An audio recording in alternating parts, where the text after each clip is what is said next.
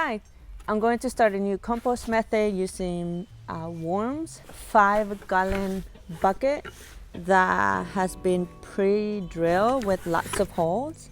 I'm going to dig a hole, then put this in the hole, and at the bottom I'm going to put a little bit of soil with some compost, a little bit of compost and some worms in it, and then some kitchen scraps. This will be my main kitchen scraps compost method, and I'm gonna show you today how I'll be burying it. Also, it came with the lid, which is pretty awesome. You can keep the critters out.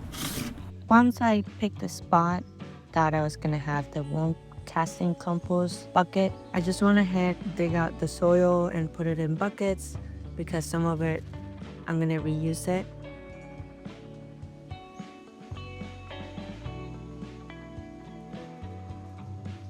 Then I just do a check with putting the bucket in to make sure it fits. I just wanted the lid about 5 inches above, so I knew where it was. Then I took the lid off, I put in the bucket in, and when doing that, I wanted to make sure that it was level and not lopsided. I put some of the soil back in and level it out. When doing this, one of the things I did was that I broke down the big chunks of soil. I also removed some of the rocks that were in there and big pieces of wood. And yes, you are gonna have some leftover soil. You can use them in a raised bed or to make seed starting soil or for another project that you have.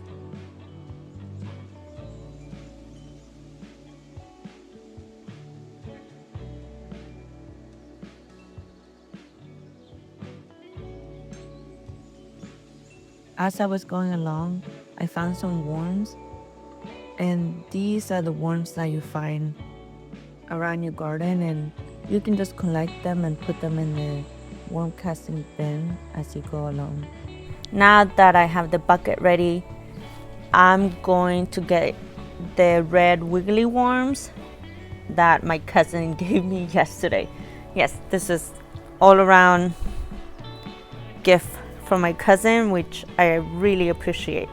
Other than the bucket and the red wiggly worms, the other things that I had on hand were a little bit of compost and some kitchen scraps. You don't need to have the compost. You can just use the soil that you have around. And when throwing chicken scraps in there, I just like to break them apart a little bit smaller to make it easier for the worms to digest, to eat. So I just put it all in there and a little bit of soil, and I just went in and mixed it in really well and took out some of big sticks or stickers that were in there. Then I closed it.